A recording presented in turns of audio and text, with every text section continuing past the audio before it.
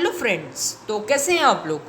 मैं उम्मीद करता हूं कि आप लोग सब अच्छा होंगे और खुश होंगे। चलिए इस वीडियो को शुरू करते हैं। ये वीडियो हमारा क्लास 10 CBSE एनसीईआरटी साइंस का फिजिक्स का पहला वाला चैप्टर है, जो कि लाइट रिफ्लेक्शन एंड रिफ्रैक्शन है। मैंने जैसे आप लोगों को पहले वाले वीडियो में बता रखा था फिजिक्स का कि मैं इस जो लाइट रिफ्लेक्शन और रिफ्रैक्शन है उसको एक अलग टाइप का वीडियो में लाऊंगा। मैं आप लोगों के लिए लेके आ गया इस वीडियो को। चलिए इस वीडियो में पहले हम लाइट के बारे में पढ़ लेते हैं। तो लाइट के बारे में हम लोगों ने जैसे पढ़ा था कि लाइट क्या होता है। Light is something that enables us to see things is called light, यानी कि something that enables us to see thing is called a light. यानी कि अगर हम हिंदी में बोलेंगे तो जो चीज़ के मदद से हम कुछ देख सकते हैं तो उसे हम लाइट बोलते हैं। अब लोग बोलोगे भाई टॉर्च लेकर जाते हैं, हम लोग चीज़ें देखते हैं, हमारे रूम में बल्ब है तो बल्ब से हम चीज़ें देखते हैं। नहीं, बल्ब से नहीं, लाइट से देखते हो। लाइट रिफ्लेक्ट होने पर हमारे आँखों पर आने पर हमें दिखता है। ओके, तो इसी तरह से इसीलिए बताया गया है कि something that enables us to see things is called as light. तो आप लोगों को मैं यहाँ पर एक चीज़ बता रहा हूँ कि आप लोग इसे ध्यान से याद रखिए। जब हम किसी लुमिनस ऑब्जेक्ट को डायरेक्टली देखते हैं, यानी कि हमारे रूम में जो लाइट है, जो भी लाइट हो, एलईडी लाइट हो या फिर और कोई लाइट हो, ओके, तो हम जब उस लाइट को देखते हैं, हम जब उसे डायरेक्टली देखते हैं तो और वो जो लाइट अगर हमारे डायरेक्टली हमारे आँखों पर पड़ता है तो तब रिफ्रैक्शन होता है।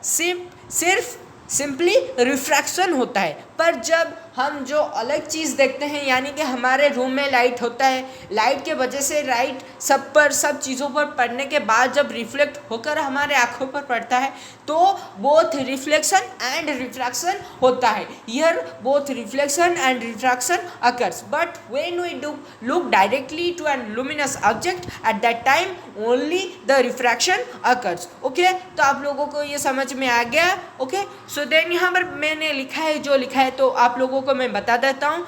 यहाँ पर बताया गया है कि light is only emitted by a luminous object, कि जो हम लाइट देखते हैं तो लाइट जो होता है वो सिर्फ एक लुमिनस ऑब्जेक्ट से ही एमिट होता है, यानी कि बाहर निकल कर आता है। अगर हम बल्ब को देखेंगे तो बल्ब हो गया एक लुमिनस ऑब्जेक्ट, जो कि एलईडी बल्ब हमारे रूम में होता है। अगर हम सन को देखेंगे, सन एक लुमिनस ऑब्जेक्ट होता है, नेचुरल लुमिनस ऑब्जेक्ट है। क्या है? सन एक नेचुरल लुमिनस ऑब्जेक्ट है। ओके, उसके बाद अगर हम कंसिडर करेंगे तो जैसे यहाँ पर बताया गया है कि light is reflected by everybody और एवरी सरफेस। तो एवरी सरफेस, किसी भी surface, even our body also reflects light. अगर रिफ्लेक्शन नहीं होगा तो हमें कुछ नहीं दिखेगा, तो everything blind and black. Okay, हमें सब कुछ ब्लैक दिखेगा। अगर रिफ्लेक्शन नहीं होगा तो हमें सब कुछ ब्लैक दिखेगा। इसीलिए हर एक सरफेस जो होता है, इवन पॉलिश सरफेस हो गया हो या फिर कोई अनपॉलिश सरफेस हो, हर एक सरफेस लाइट को रिफ्लेक्ट करता है। रिफ्लेक्ट होने के बाद हमारे आंखों में पड़ता है, उसके बाद रिफ्रैक्शन होता है, उसके बाद हम कुछ देख सकते हैं। Okay,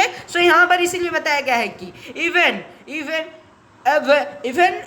by a highly polished surface like a mirror or by a irregular surface like like the walls। Okay, तो यहाँ पर जैसे बताया गया है कि जो लाइट होता है वो एवरीबॉडी या फिर एवरी सरफेस के द्वारा रिफ्लेक्ट होता है। ओके, तो या फिर वो पॉलिश सरफेस हो जैसे कि मिरर, या फिर वो इरेगुलर सरफेस हो जैसे कि हमारे घर के जो वॉल्स है। ओके, तो इसके बाद हम लोग देख सकते हैं कि यहाँ पर बताया गया है कि जो रेगुलर सरफेसेस होते हैं जैसे कि पॉलिश सरफेस होते हैं, जो मान लेंगे जो मिरर्स होते हैं। ओके, the regular surfaces और polished surfaces make regular reflection। तो आप लोग अपने बुक में देख सकते हो कि जो रिफ्लेक्शन होता है वो मिरर से जो रिफ्लेक्शन होता है वो रेगुलर रिफ्लेक्शन होता है। तो मैं बुक में जो है उसे डिटेल्स में पढ़ा दूंगा। ओके, पर आप इसे याद रखिए कि the reflection made by the mirrors और any polished highly polish surface is known as the regular reflection. यहाँ पर फिर से आता है इरेगुलर सरफेसेस और नॉन पॉलिश्ड सरफेसेस। तो यहाँ पर ये जो वर्ड है तो ये नॉन पॉलिश्ड है। ओके, तो non polished surfaces make irregular reflection that is also known as diffused reflection.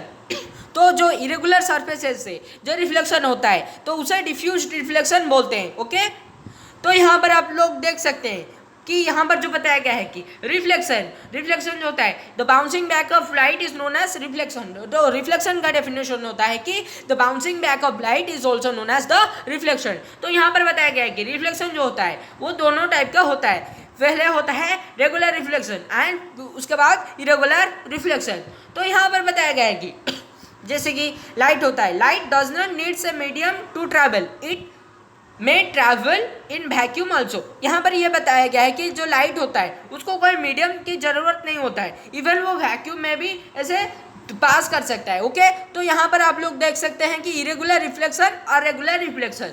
तो ये जो फिगर है तो ये रेगुलर रिफ्लेक्शन को शो करता है। ओके, तो ये जो फिगर है वो इरेगुलर रिफ्लेक्शन को शो करता है। तो इनमें डिफरेंस क्या है, आप लोग पहले यहाँ पर देखिए, ये जो लाइन यानी कि जो ये जो रेज है जिन्हें इंसिडेंट रेज बोला जाता है। ओके, तो इन रेज जब ये पैरेलली आए हैं और पैरेलली निकल कर गए हैं, ओके, तो the rays are reflected also reflected parallelly. आप अगर इसे कंसिडर करोगे तो देखोगे तो ये रेज पैरेलल है और इनमें जो एंगल ऑफ इंसिडेंस और एंगल ऑफ रिफ्लेक्शन होगा तो ये सेम होगा। तो इसलिए रेगुलर रिफ्लेक्शन होता है। पर यहाँ पर आप अगर देखोगे तो यहाँ पर जो रिफ्लेक्शन होता है ये इरेगुलर रिफ्लेक्शन होता है। क्यों होता है? क्योंकि यहाँ पर जो रेज आए हैं ये पैरेलल आए हैं, पर यहाँ पर वो पैरेलली नहीं गए हैं। यहाँ पर आप देख सकते हैं कि ये दूर जाकर मीट भी कर सकते हैं। ओके, तो इसलिए ये इरेगुलर रिफ्लेक्शन बन गए हैं। ओके, सो हम फिर से आगे चलते हैं। तो फिर से जैसे आप यहाँ पर देख सकते हो कि यहाँ पर अलग एक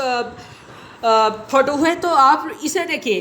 तो यहाँ पर बताया गया है कि रिफ्लेक्शन का डेफिनेशन दिया गया है, तो bouncing back of light is known as reflection. तो पहले जैसे बताया गया था, तो यहाँ पर भी वही चीज़ बताया गया है कि जो बाउंसिंग बैक ऑफ लाइट होता है रिफ्लेक्शन। तो रिफ्लेक्शन फिर से बताया गया है कि दो प्रकार के होते हैं, इरेगुलर होते हैं और रेगुलर रिफ्लेक्शन होते हैं। तो इरेगुलर रिफ्लेक्शन को डिफ्यूज रिफ्लेक्शन भी बोला जाता है। ओके, तो यहाँ पर बताया गया है कि लाइट जो होता है, लाइट क्या होता है? So light travels with the speed of 3 lakh kilometre पर सेकेंड। जैसे हमें पता है, हम लोगों ने जैसे 8 और 9 में पढ़ा था कि जो लाइट होता है वो 3 लाख किलोमीटर पर सेकेंड में ट्रैवल करता है। Okay, so it does not, तो लाइट जैसा होता है, it does not need any medium for propagation. तो लाइट को कोई मीडियम नहीं चाहिए प्रोपागेट होने के लिए। Okay, it can also travel through vacuum. तो ये वैक्यूम के जरिए से भी पास हो सकता है, ये वैक्यूम में भी ट्रैवल कर सकता है। Okay, so light is neither wave nor a particle. तो लाइट जो है ना ही एक वेव है ना ही एक पार्टिकल है। Okay, so according to the quantum theory, तो ये जो प्रूफ हुआ है कि light is neither a wave nor a particle, तो ये क्वांटम थ्योरी के अकॉर्डिंग प्रूफ है। So according to quantum theory light is neither a wave nor a particle. So quantum theory says that light is neither a wave nor a particle. तो आप लोगों के यह भी जरूर याद रह गया होगा। तो आप लोग यहाँ पर अभी देख सकते हो कि डिफ्रैक्शन क्या होता है। जैसे कि हमारे साइंस बुक में फिजिक्स का जो डू यू नो में पहला वाला चैप्टर जो कि लाइट रिफ्लेक्शन एंड रिफ्रैक्शन में पहले पेज में था। ओके, तो डिफ्रैक्शन कैसा होता है? ओके, तो डिफ्रैक्शन क्या होता है? If an opaque object comes on the path of the light, जो लाइट पास कर रहा होता है, सपोज ये एक रे ऑफ लाइट जा रहा है, तो ये लाइट जा रहा है। ओके, तो अगर एक कुछ रेज ऑफ लाइट है या फिर एक सिंगल सॉरी मैंने गलत बोल दिया। ओके, सो अगर एक सिंगल रे ऑफ लाइट जा रहा है और इसके पाथ में एक आगे ओपेक ऑब्जेक्ट आ गया, सो जो opaque object which comes on its path is very small. Okay, तो इसका जो साइज है वो बहुत ही छोटा है। तो लाइट क्या टेंडेंसी है, जो कि लाइट क्या करता है, लाइट का यहाँ टेंडेंसी होता है जिसके जरिए से लाइट जो होता है यहाँ से बेंड करके जा सकता है। ओके, सो इसी प्रॉपर्टी ऑफ लाइट, इस प्रॉपर्टी ऑफ लाइट को बोला गया है diffraction. So the property through which the light has the tendency to bend across a opaque object which comes on the path of the light which is very very small is known as the diffraction of light। तो आप लोग इसे ध्यान से देखिए, और आपके हमारे बुक में भी है, साइंस में जो फिजिक्स वाले इस चैप्टर में है, तो आप लोग इसे देख लीजिए। If an opaque object comes on the path of the light which is very small, okay, तो बहुत ही छोटा होगा। okay, then the light has a tendency to bend through it, this is known as the diffraction of light। Okay, तो आप लोगों को ये सब समझ में आ गया होगा। तो मैं नेक्स्ट वीडियो को आप लोगों को बुक में जो है उसके बारे में पढ़ा दूंगा, तो उसके बाद हम लोग फिर से डिटेल में पढ़ लेंगे इसी तरह से। ओके, सो आज के लिए ये वीडियो इतना तक। सो अगर मेरे वीडियो आपको अच्छा लगा हो तो मेरे चैनल को सब्सक्राइब और मेरे वीडियो को लाइक कीजिए। So thank you for watching my video. So नमस्ते।